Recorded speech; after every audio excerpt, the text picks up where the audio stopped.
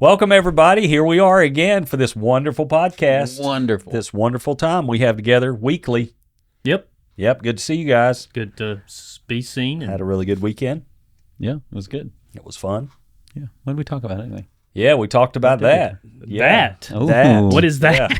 I said it too much yesterday. I'm not going to say like, it I on the can't say it podcast anymore today. He's met the quota I for preached the this year. thing 4 times. I can't say the word sex again for about 6 months. Thursday night when you said, I used to read the old King James and it would say that he knew them. I knew what that meant.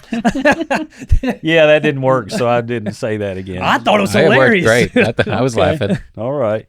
Yeah, subject we all deal with and needs to be talked about. It's not the most fun thing. It gets a little bit awkward. We've had 2 weeks of kind of awkward.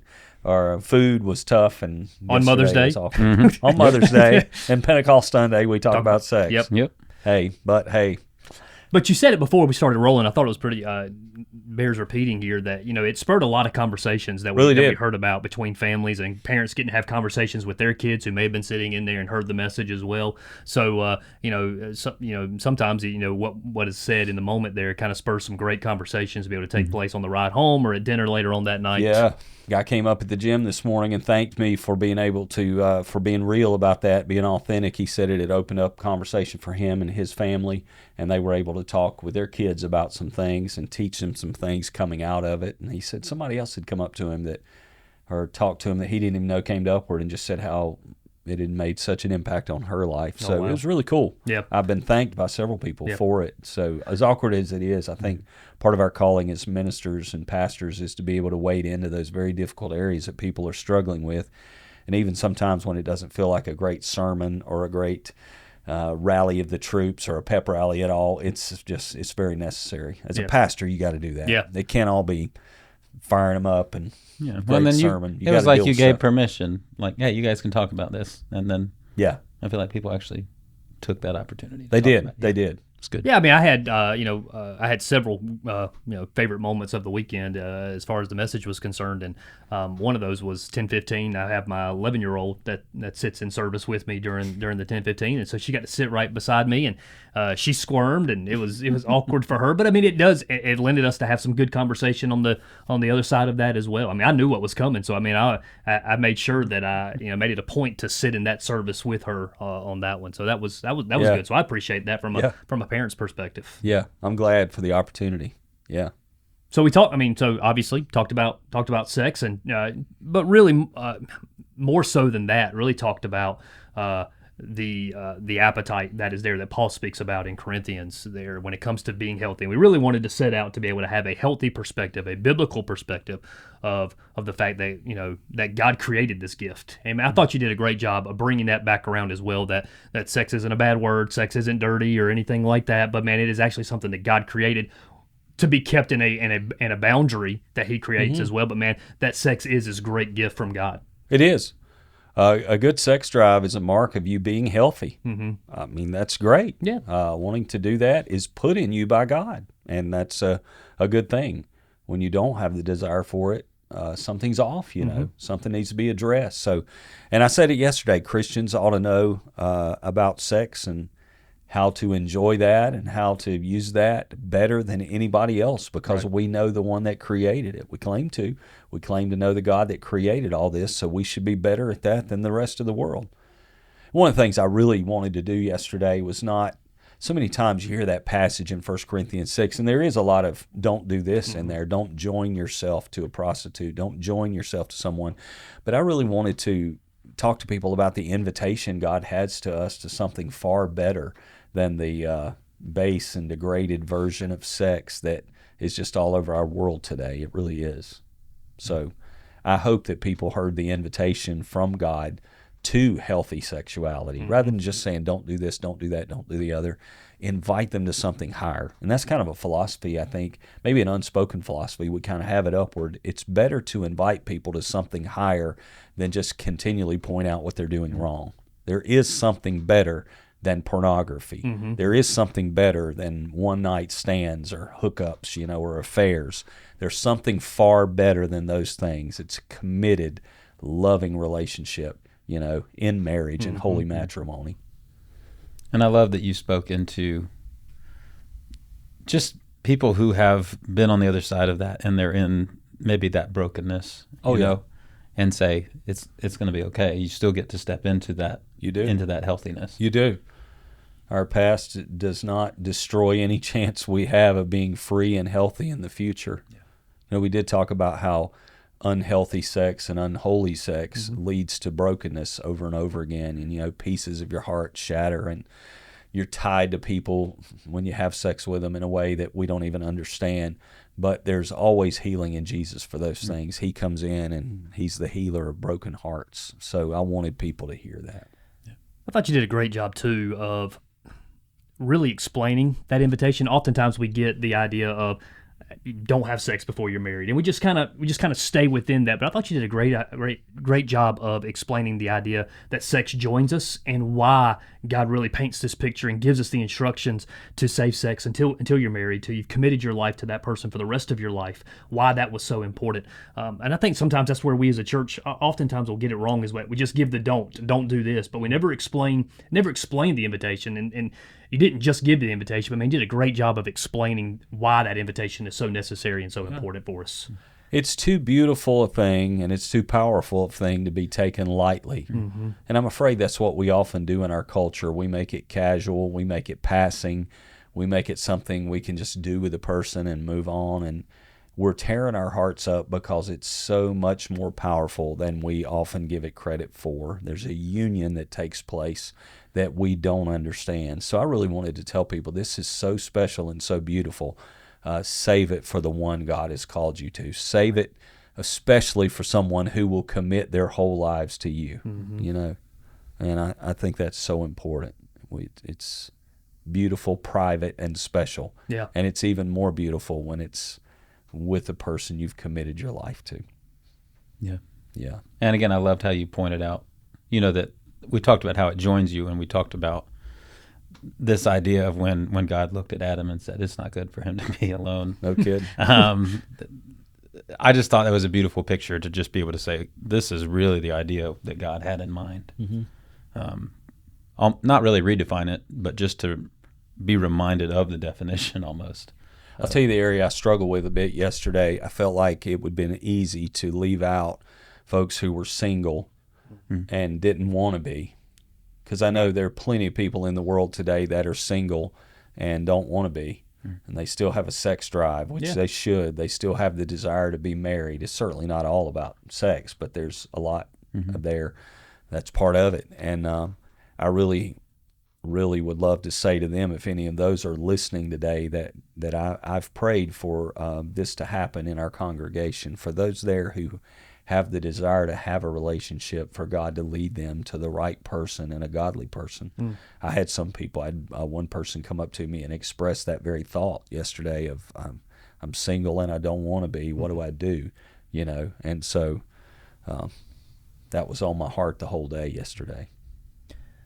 The idea and the image that you kept coming back to a little bit yesterday as well was this idea of moving sex away from the idea that it's just this physical act to the union that takes place there, and really getting beyond that into the idea of intimacy. I guess one question that I would have for you is why do you think we so quickly replace the physical nature of sex and we trade it in for the intimacy? Why is that such a big struggle for us? I mean, it seems that we live in a society that's all about the charge, about the high, about the shot to the endorphins, you know, and all that we get from whatever, you know. And I think we live in a society that is more instant gratification sells better than the long-term health. That's you know what I mean? Yeah. And there is plenty of instant gratification in sexual relations, and we're really good at leaning to that and moving away from the life that's in it. You know what I mean? Yeah. I don't know if that's what you're looking for, but yeah. I think we just sort of drift towards the thrill and not realize we're actually looking for intimacy with another person. Complete intimacy is what we're really longing for. If God created us to have that, and He did, and we don't have it, we're going to long for that. And the thing is, if you try these cheap imitations or substitutes like, multiple sexual partners or, ungodly sexual behaviors or pornography or something like that, if you try those, you just come up empty because the intimacy is not there. Yeah. A lot of people struggle with pornography. You don't connect with a person in a picture or a video. You don't make that connection. It's like it just doesn't work. Yeah. It gives you the shot of, pleasure, but it does not really give you the lasting fulfillment that a godly sexual life will. Yeah. Yeah, and you talked about, I think you said ecstasy, like people are chasing after that ecstasy, and that's good for a minute, and then it's like, okay, now what? It's the intimacy you want. Intimacy is what you're chasing after, really. I believe that. I do. You took Paul's words as well when it came to the idea of resisting sexual temptation, and you broke it down into this really difficult and complicated plan to be able to resist sexual temptation. I think you were even able to work it into one word. Paul did. Holy Spirit did. I did. But run. Run, that's it. Run from sexual temptation. You got to get out of it. You can't stay there. You've got to block it from your life. You've got to not put yourself in a position where you're going to fail. Yeah. I tell young people who are dating all the time, they say, how do you stay sexually pure? How do you not have sex with somebody that you love, And that's such a challenge. Sure. I tell them all the time, don't put yourself in a position to fail. Mm-hmm. Don't. And this may seem old-fashioned, whatever it may, but I tell couples that are dating, don't be alone with each other. Yeah. Just be at a restaurant, be in a public place. Once you go to somebody's house or somebody's apartment, you're just asking for trouble. Yeah. And that's anybody. I don't care who you are. If you really care about somebody and you're attracted to them, there's a magnetism there that's going on that's wonderful. And if you put yourself in a position to fail, you likely will. So the only way out of it, I think Joseph ran away. There's the Genesis story where Potiphar's wife told him, hey, jump into bed with me. She's actually pulling him into bed. Yeah. And he just left his coat behind. Right. He took off. What I loved about, because you kind of shared your personal testimony with some decisions that you and Alexa had made. What I loved about that was that you made a plan. You didn't wait until you got in the moment to say, oh, we probably shouldn't find ourselves here. You had a plan ahead of time that said, you know what, we're not going to allow these things to take place. And that's one thing that, that I would try to communicate with individuals as well. Is like, listen, go ahead and make a plan now. Go ahead and set your boundaries in place at this point in time before you find yourself into a situation where you're going to be tempted. Do your best to avoid the temptation as much as you possibly can. I would say to dads, if you send your daughter on a date with a young man, you ought to know their schedule. Mm-hmm. You ought to know where you're going, where you're going to be this time, and when are you going to be back. Oh, yeah. And that's good for young couples too who are trying to stay sexually pure. Right.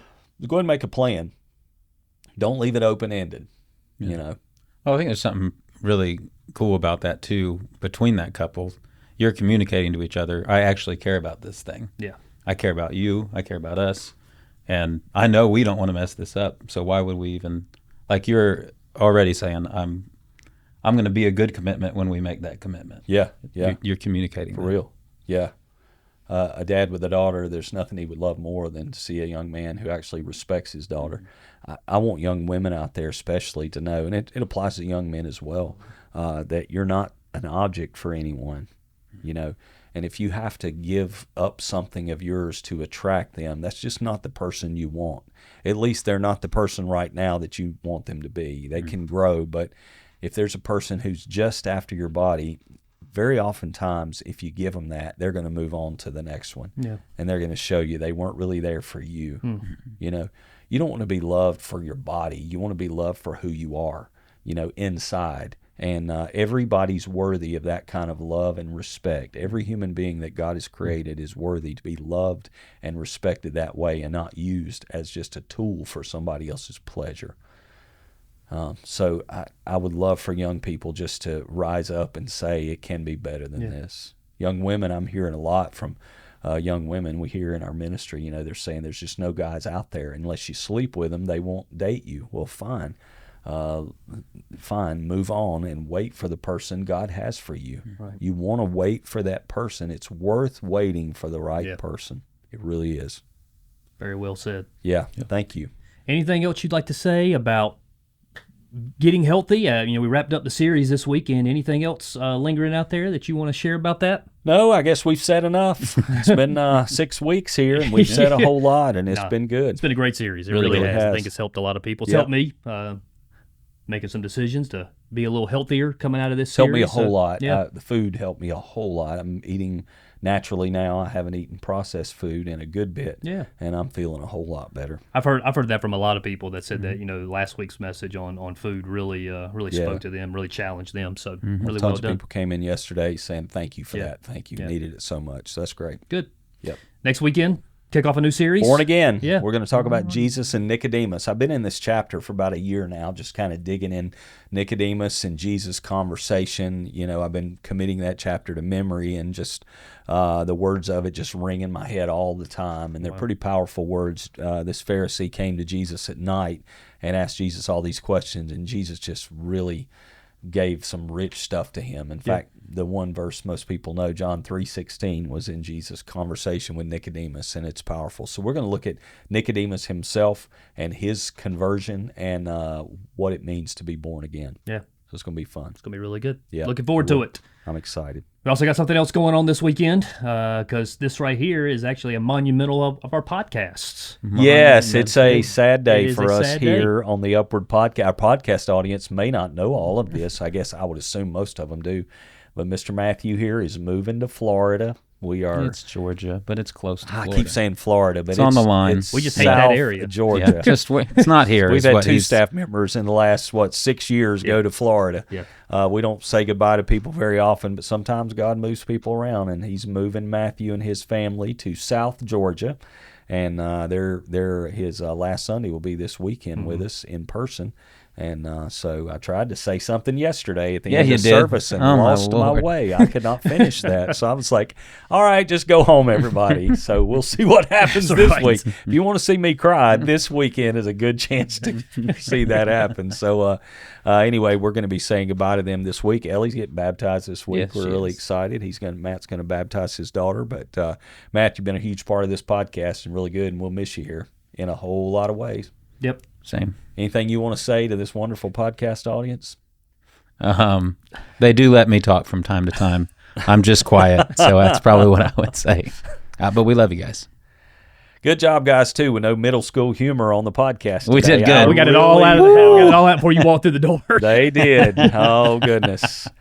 Okay, y'all. We'll see you again next time. Bye-bye. Bye-bye.